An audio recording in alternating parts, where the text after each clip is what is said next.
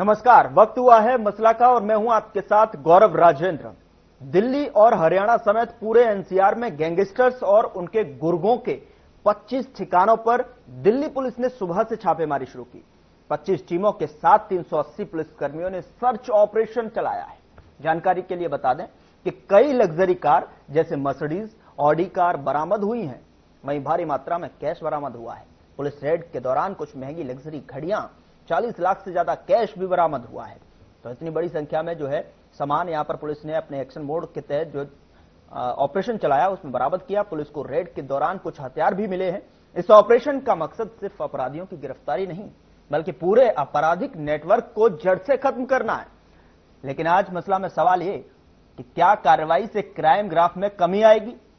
आज मसला में हम सवाल ये भी करेंगे कि क्या गैंगस्टर्स के हौसलों में लगाम लगेगी और क्या कानून व्यवस्था में इससे सुधार आएगा। आज मसला में यही चर्चा एक पैनल अब से कुछ थोड़ी देर में जो है आपके सामने होगा और उनसे जानने की कोशिश करेंगे कि किस तरीके से जो ये सर्च ऑपरेशन चलाया गया है, 380 से अधिक जो है इसमें पुलिसकर्मी शामिल थे।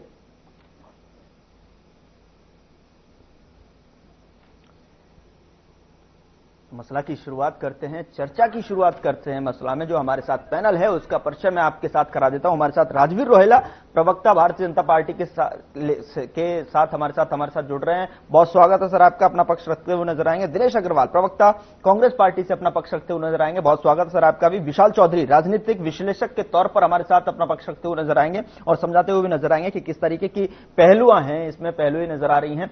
और सबसे पहले राजवीर रोहेला जी, मैं आपसे जो है शुरुआत करता हूं चर्चा की। एक आपका पॉइंट ऑफ व्यू क्या है कि किस तरीके से जो लगातार जो ऑपरेशन इस पर जो है सख्ती बरती जा रही है, दिल्ली से हरियाणा तक जो है इतनी बड़ी संख्या में पुलिस ऑफिसर्स इसमें जो है शामिल होते हैं और तमाम तरीके से जो है अपने एक्शन में आकर जो है गैंगस्टर्स के ठिकानों पर छापेमारी करते हैं।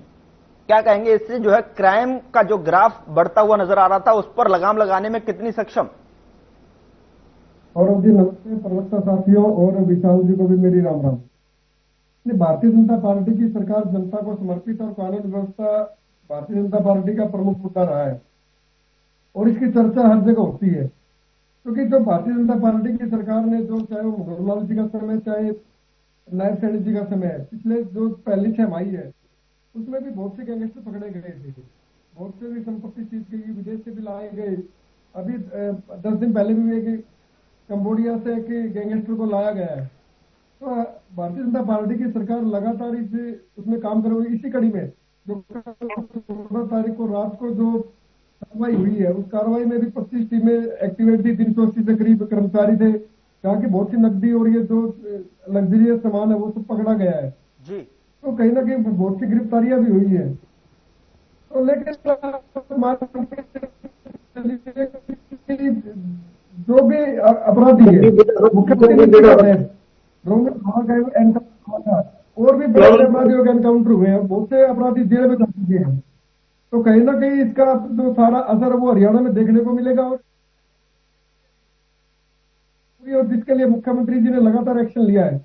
मुख्यमंत्री जी लगातार अधिकारियों के साथ, जो प्रशासनिक अधिकारी है उनके साथ टच में रहते हैं, मीटिंग करते हैं और फैसले लेते हैं। और उनको मुख्यमंत्री जी ने कहा कि हमने प्रशासन को, पुलिस को फ्री हैंड दिया हुआ है, भाई जनता सुरक्षित रहनी चाहिए, हमें अपराधियों से कोई लगाव नहीं है। और आप ये देखिए पिछले 11 साल में जब हमारी सरकार आई है, हमारी सरकार के किसी भी मंत्री, संतरी या विधायक या जो जनप्रतिनिधि कोई भी है, किसी के साथ नाम नहीं जुड़ा। क्योंकि पहले जो अपराध होता था वो राजनीतिक संरक्षित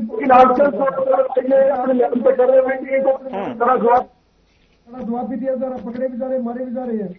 और आने वाले समय में ये कार्रवाई रुकने वाली नहीं है और इसके लिए एआई का जितना ज्यादा प्रयोग हो सकता है वो किया जाएगा, लोकेशन ट्रैकिंग की जाएगी। और आपकी जानकारी के लिए बताऊं मैं, हरियाणा सरकार पहले नंबर पर आई है जो ट्रैकिंग के मामले में।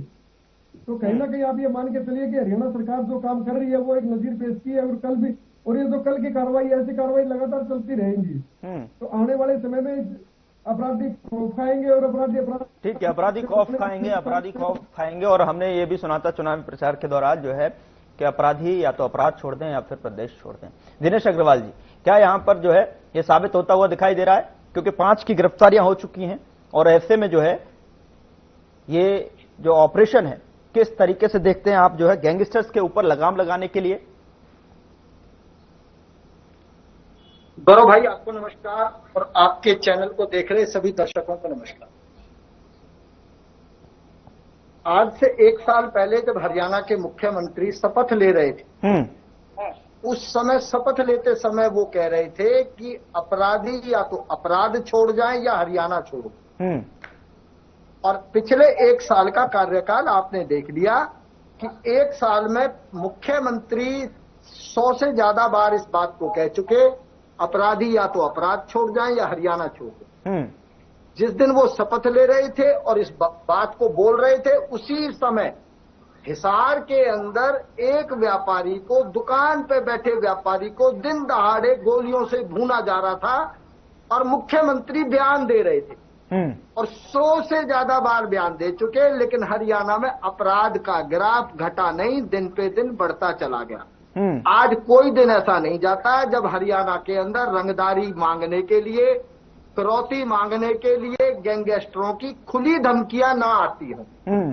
और अभी पीछे हरियाणा की सरकार ने, जैसा कि हमें सुनने में आया कि 4-5 बार लगातार उन्होंने मीटिंग आयोजित की है कि उसके अंदर पता नहीं किस किस की ड्यूटियां लगाई गई, क्या क्या किया गया। बड़ा जोर शोर से प्रचार हो रहा है हरियाणा में कि ताबड़तोड़ एक्शन हो रहा है और नायब सैनिक के आगे थर थर कांप रहे अपराधी। और एक ऑपरेशनों का नाम रख दिया, पता नहीं वो भंगड़ा, लंगड़ा, टंगड़ा, क्या नाम रखा। परंतु हरियाणा में से अपराधी ना तो अपराध छोड़ा उन्होंने, ना हरियाणा छोड़ा। अब ये दिल्ली की पुलिस 380 अफसरों की एक बहुत बड़ी बटालियन, जिन्होंने 25 जगह के ऊपर छापेमारी करी, जिसमें से 6 स्थान हरियाणा के थे। तो प्रश्न तो इस बात का खड़ा होता है कि दिल्ली की पुलिस को पता है कि हरियाणा में कहां पर अपराधी है और हरियाणा के अंदर अपराधी बैठा है, हरियाणा की पुलिस को नहीं पता, हरियाणा की सरकार को नहीं पता। मैं तो एक बात कहना चाहता हूं कि पूर्व उप मुख्यमंत्री दुष्यंत चौटाला जी ने एक बहुत बड़ा बयान दिया था, जिस समय अपराधी लगातार शराब के जो दुकानदार हैं, शराब के जो ठेकेदार हैं, उनको जब बोली नहीं लगाने दी जा रही थी, उनको धमकियां दी जा रही थी, अगर आपने बोली लगाई ठेके की तो आपको अपनी जान से हाथ धोना पड़ेगा। और उस समय अनेक शराब कारोबारियों की हत्या भी हुई। और बार बार वो दुष्यंत चौटाला कहते रहे कि 4 पुलिस अधिकारी हैं इसके अंदर, 2 डीएसपी रैंक के हैं, 2 एसएचओ रैंक के हैं। और उन्होंने ये भी कहा कि मुख्यमंत्री भी उनका नाम जानते हैं और गृह मंत्री भी उसका नाम जानते हैं और हरियाणा का डीजीपी भी उसका नाम जानता है अधिकारियों के। और अगर उनको कोई शक है तो वो मुझे बुला ले, मैं आके लिख के बता देता हूं उनको। लेकिन आज तक ना तो उन अधिकारियों की जांच हुई, ना उन अपराधियों की जांच हुई। आज दिल्ली की पुलिस आके हरियाणा में बता रही है कि देखो ये रहे अपराधी। और क्या मिलता है सुनो, 34,75,000 रुपए का कैश मिलता है, 50 लाख का गोल्ड मिलता है, उनसे 8 कट्टे बरामद होते हैं, 29 कारतूस, 3 मैगजीन बरामद होती है। और उसके अलावा और भी सुनिए आप, उनसे बुलेट प्रूफ फॉर्च्यूनर, महंगी घड़ियां, लैपटॉप, आईपैड, नोट गिनने तक की मशीनें अपराधियों से मिली है। और ये वो अपराधी हैं जिन्होंने 1000 से ज्यादा लोगों से रंगदारी मांगी है और लंदन में बैठकर गिरोह चला रहे हैं। ठीक है और सर, हरियाणा में उनके ठिकाने हैं। ठीक है, और हरियाणा की पुलिस आपका को जो नहीं पता। ठीक है, मैं समझ गया आप क्या कहना चाह रहे हैं कि दिल्ली की पुलिस को ठिकानों की पता है लेकिन हरियाणा की पुलिस को नहीं पता। इसका जवाब जो है राजवीर जी बेहतर देंगे। विशाल जी, मैं आपसे समझना चाहता हूं कि जिस इस तरीके की जो कार्रवाई है, अब जो यहां पर एक्टिव मोड में जो पुलिस दिखाई दे रही है, यानी कि बटालियन के तौर पर जो है एक बड़ा 380 नंबर बहुत बड़ा होता है अपने आप में। यहां पर एक टीम गठित की जाती है और उसके बाद जो 25 ठिकानों पर, जिसमें 6 हरियाणा के ठिकानों पर यहां पर जो है कार्रवाई, क्या देख रहे हैं? इससे कहीं ना कहीं अब जो है कानून व्यवस्था में सुधार के चांसेस, और क्या जो है इसके जो गैंगस्टर्स का ग्राफ है, यानी कि जो धमकियां हैं, जो फिरौती मांगने का जो ग्राफ है, लगातार आए दिन जो जनता के बीच में डर का माहौल रहता है, उससे जो है उसमें कमी आने की चांसेस? विशाल जी, देखिए गुरु जी, तो बड़ा आभारी हूँ कि आपने इस अहम मौके पर मुझे बोलने का मौका। मैं बताना चाहता हूँ कि हरियाणा में जब से साहब सिंह सैनी की सरकार बनी है, तब से हरियाणा में मैं ये कह सकता हूँ कि क्राइम में थोड़ी बहुत गिरावट आई है। उसका कारण ये रहा कि 2023 में 2265 मामले दर्ज किए गए, 2024 में 1431 मुकदमे दर्ज किए गए। महिलाओं के सिलसिले में आ जाइए तो अपराध कम हुए हैं। लेकिन एक बात जो कही है अग्रवाल जी ने, मैं उसके बारे में ये बिल्कुल अपनी राय रखनी चाहूंगा। जी बोलिए। कि दिल्ली की पुलिस को जो है हरियाणा के ठिकानों का पता लगा। दिल्ली की पुलिस ने जो इतनी बड़ी रेड की 380 लोगों के साथ, जो द्वारिका के डीएसपी अंकित सिंह ने की है, उनके नेतृत्व में 380 लोगों की बटालियन पूरी लेकर गए, जिन्होंने तकरीबन 19 ठिकानों पर रेड की है। लेकिन मैं ये कहूंगा कि अपराधी जो है पहले से छिपे थे और हरियाणा के अंदर उन्होंने ठिकाने अपने तय कर रखे थे। लेकिन अपराधियों की सफाई की बात जहां सरकार करती है, और सरकार का जहां एक दावा यह है कि हम अपराध मुक्त हरियाणा बनाएंगे, या एनसीआर में जो पिछली सरकारों पर आरोप लगाती रही, आज दोनों स्टेट के अंदर भारतीय जनता पार्टी की सरकार है और सरकार के दोनों सरकारों की मंशा है कि अपराध मुक्त राज्य होने चाहिए। तो ये एक सराहनीय कदम तो है, बड़ा कदम है अपराधियों के खिलाफ कि सरकार ने ये कदम उठाने का काम किया और एक साथ इतने बड़े ठिकानों पर जो है रेड मारने का काम किया। तो जहां पुलिस प्रशासन ने सरकार अच्छे काम करती है, तो विपक्ष और पक्ष दोनों को सराहना करनी चाहिए। और अपराधियों की इस लड़ाई में सब लोगों को मिलकर, जनता के साथ मिलकर और प्रशासन के साथ मिलकर साथ देने की जरूरत है, न कि आलोचना करने की जरूरत। चलो देर से ही सही, लेकिन अच्छे कदम की सराहना करनी चाहिए। लेकिन जो बहका माहौल है, विशाल जी आ रहा हूं मैं, अग्रवाल जी मैं आपके पास आऊंगा, लेकिन विशाल जी जो बहका माहौल बना रहता है, आए दिन फिरौतियों की कॉल्स जो है यहाँ पर थ्रेट कॉल्स मिलती रहती हैं, और पिछले कई दिनों से तो दिल्ली का माहौल ही हमने देखा कि कहीं बम की धमकी किसी जो है यहाँ पर हाईकोर्ट को दे दी गई है, कहीं स्कूल्स को बम की धमकी भरे कॉल आते हैं, तो उसको कहीं ना कहीं अब राहत मिलेगी, कहीं उनके जो गैंगस्टर्स हैं उनमें जो है भय का माहौल दिखाई देगा। इसका पॉजिटिव रिस्पांस क्या कुछ है? देखिए गौरव जी, सबसे बड़ी बात यह है कि एनसीआर के अंदर अपराध चरम सीमा पर बढ़े हैं, इसमें कोई शक नहीं है। और इसका सबसे बड़ा कारण यह है कि अपराधियों के साथ ढीला रवैया अपनाना और माननीय न्यायालय का भी जो है वो अपराधियों के जो साथ हो रहा है, वो उनको जमानत पे छोड़ देना, उनको पैरेल पर छोड़ देना, अभी दिल्ली के अंदर बड़े बड़े गैंगस्टरों को जो है पैरोल दे देना, या अपराधियों को जो है आसानी से जमानत मिल जाना, इसका मुख्य कारण है। और दिल्ली के एनसीआर के अंदर अपराधियों ने अपना पैटर्न बदल दिया। आज एक नया मुद्दा देश के अंदर है, जिसको मैं इस चैनल के माध्यम से कहना चाहता हूं कि अपराधियों ने एक हथियार एनसीआर के अंदर बनाया कि अब नाबालिग बच्चों से वो अपराध कराते हैं और वो नाबालिग अपराधी आसानी से न्यायालय, किशोर न्यायालय से छूट जाते हैं और वो एक दिन आकर बड़े अपराधी बन जाते हैं। ये लचीलापन न्यायालय का हमारे देश के लिए खतरा बना हुआ है, और खासकर एनसीआर के अंदर आज 20 से ज्यादा गैंग नाबालिग बच्चों के सक्रिय हैं, जिनको पूरी तरीके से बड़े गैंगस्टर चला रहे हैं, और वो बड़े गैंगस्टर जेल से चला रहे हैं। जेल प्रशासन उन पर कोई बड़ी नकेल कसने को तैयार नहीं है, जहां अदालत का रवैया भी उनके खिलाफ एक नर्म है। ठीक है दिनेश जी छोटी सी प्रतिक्रिया आप देना चाह रहे थे, छोटी सी प्रतिक्रिया, उसके बाद आगे बढ़ाते हैं। मैं केवल एक बात ये कहना चाह रहा हूं कि एक गृह मंत्री के तौर पर और मुख्यमंत्री के तौर पर दोनों विभाग सैनी साहब के पास है, उसके बावजूद आप हरियाणा के 300 से ज्यादा शराब के ठेकों की नीलामी नहीं करवा पाए। आपको पुलिस को यह कहना पड़ा कि पुलिस के संरक्षण में हम नीलामी कराएंगे, फिर भी नीलामी नहीं करवा पाए। बात अपराध की नहीं है, अपराध तो यह भी है कि मैं टीवी चैनल पे बैठ के कोई अपशब्द बोल दूं, यह भी अपराध है। मैं सामने बैठे किसी व्यक्ति का एक पेंसिल चोरी कर लूं, यह भी अपराध है। बात तो ऑर्गेनाइज्ड क्राइम की है। वो ऑर्गेनाइज्ड क्राइम वो मातूराम हलवाई गोहाने का, जिसकी जलेबी बड़े स्वाद से खाते हैं भाजपाई, और उस मातूराम की दुकान पर तैर गोलियां चली रंगदारी के लिए। ठीक है सर, आज तक अपराधी नहीं पकड़े। ठीक है सर, यहाँ पर जो है मुझे इंटरप्ट करना पड़ेगा और मुझे एक छोटे से ब्रेक के लिए रुकना है। ब्रेक के बाद जो है कानून व्यवस्था पर जो सवाल उठते आए हैं, लॉ एंड ऑर्डर पर जो सवाल उठते आए हैं, उसको लेकर किस तरीके की जो है अब विचारधारा बनती जा रही है और सकारात्मक पहलू क्या कुछ निकल के आएंगे इस ऑपरेशन के बाद, इस पर लगातार चर्चा मसला में जारी है। एक छोटा सा ब्रेक, फौरन हाजिर होते हैं।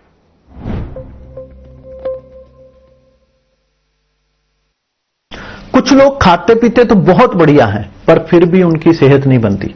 पिचके हुए गाल हैं, हड्डियां निकली हुई हैं, पैंटें ढीली हैं, कपड़े जचते नहीं, कोई पर्सनैलिटी नहीं।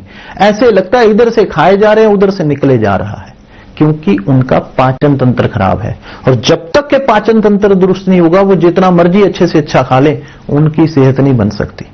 इसलिए हमारी संस्था सन्यासी आयुर्वेदा ने एक ऐसी दवा का निर्माण किया है जो कि आपके लिवर को, आपके पाचन तंत्र को दुरुस्त करने का काम करती है, ताकि आप जो भी खाएं उसका पूरे का पूरा निचोड़ आपके शरीर को लगे, आपकी भूख बढ़े, खाया पिया सही से लगे, नया खून बने, हड्डियों में जान आए, वजन बढ़े और आप मोटे तगड़े खूबसूरत पर्सनैलिटी के मालिक बन जाएं। सिर्फ 699 रुपए की पूरे 1 महीने की दवा होती है और आप इसे घर बैठे 01145454545 पर फोन करके दवा मंगवा सकते हैं।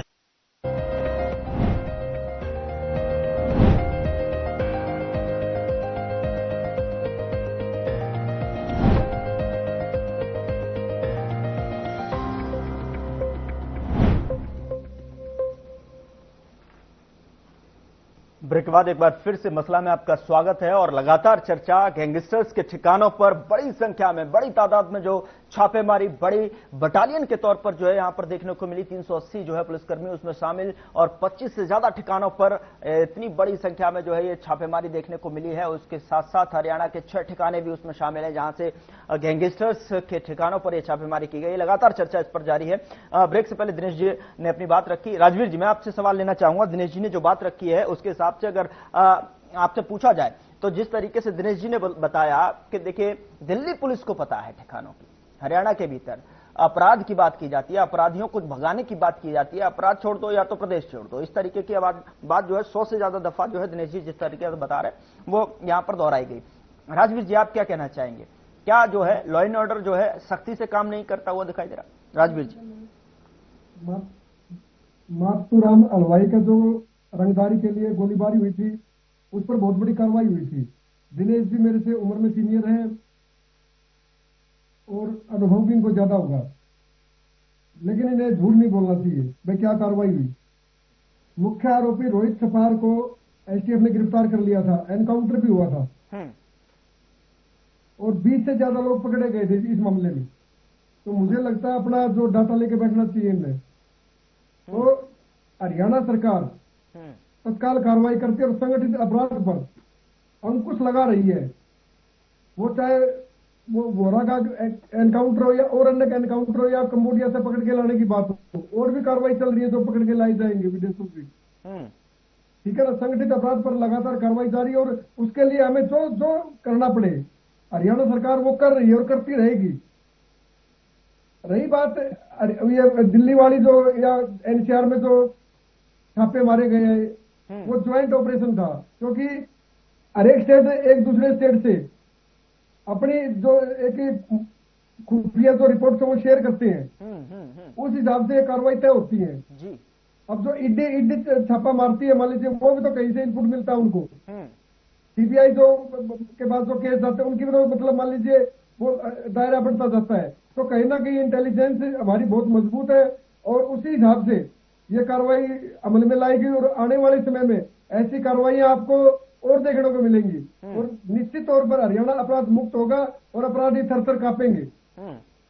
लॉ एंड ऑर्डर को किस तरीके से देख रहे हैं सर आप इसमें जो कुछ सकारात्मक जो है बढ़त ग्राफ में देखने को मिलेगी, उछाल देखने को मिलेगा, इसमें जो है खौफ का माहौल गैंगस्टर्स के भीतर जो है देखने को मिलेगा या फिर जनता जो साए में जी रही है? जी नहीं, जनता का कोई साए में नहीं है। जनता के सेवक के रूप में, रक्षक के रूप में हरियाणा सरकार के नायब मुख्यमंत्री श्री नायब सैनी जी हैं, वो लगातार एक्टिव है।